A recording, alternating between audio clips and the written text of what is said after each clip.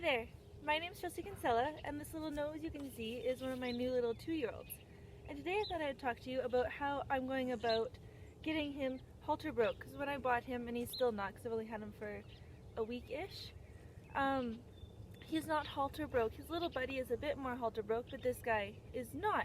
And so my general way how I would go about halter breaking a fellow like himself, and he's kind of a reactive fellow. He's getting a little better now, he's more curious.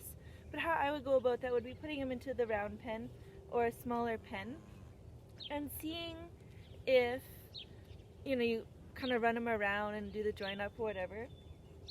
But he doesn't, I think that, well, since I have a lot of time on my hands with the virus and everything, I think that perhaps running him around, we could try a different way. So what I'm trying to do is I don't let really anyone come in here, but I just let him, hello sir, engage, and we're getting to a point, like I've kind of waited until we can get to a point where he's not as reactive so that we can, oh, he likes so we can hang out. So the first little bit, I just stood here with him, and now see I'm scratching his neck, and that took like a really long time. It took me, I was probably in here for 4 hours total. Not all together, but 4 hours. See, then he goes to leave, and that's okay.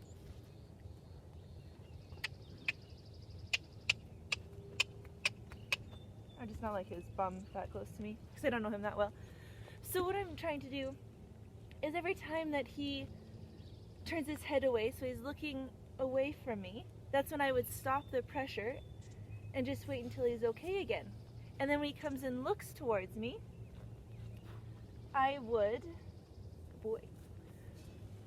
release the pressure. So he looks, and I was kind of hoping he'd be over here, or that I'd have someone to help me video, but I don't. So I'll have to just explain it semi-well.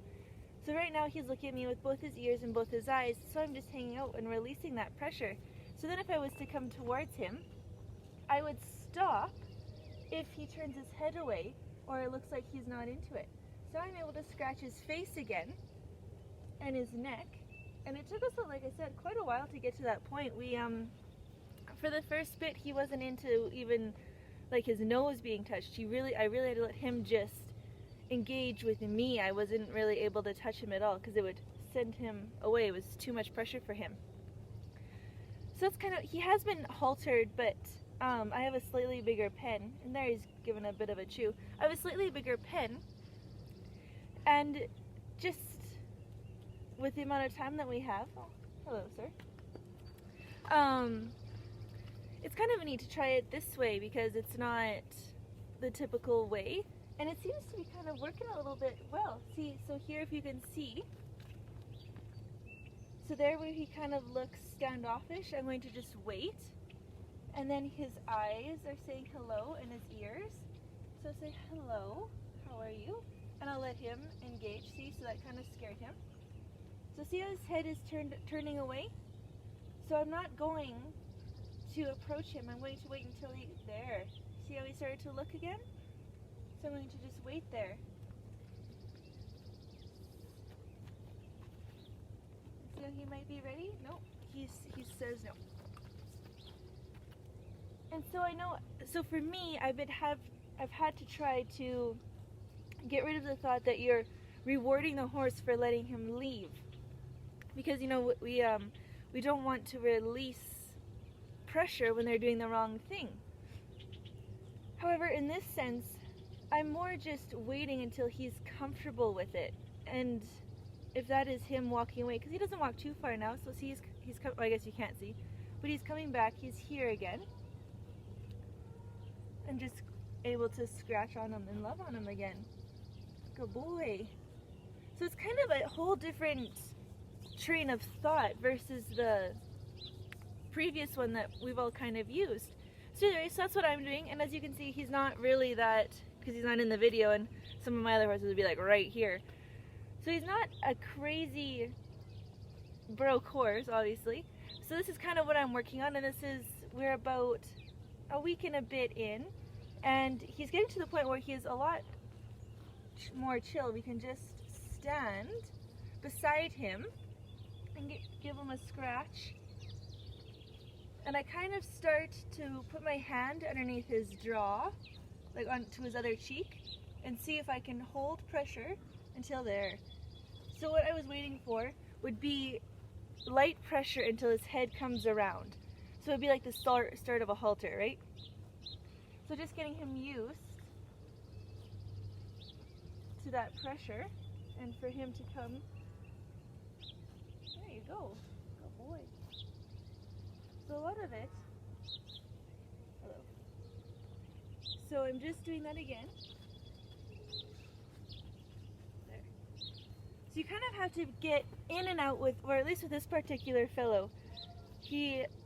I think he'll be a really, really cool horse. See, you can kind of see his nose again. So I'm just asking, there. So that was the third time I did that this morning, and that third time he didn't have to walk backwards or anything. So that's kind of where we're getting with him, just letting him kind of pick and choose what he's comfortable with. And obviously that won't last for his whole life, because he's going to have to do some stuff that he might not be comfortable with, but he's going to have to kind of get over it. But this is such an important foundation, and it's kind of a neat thing.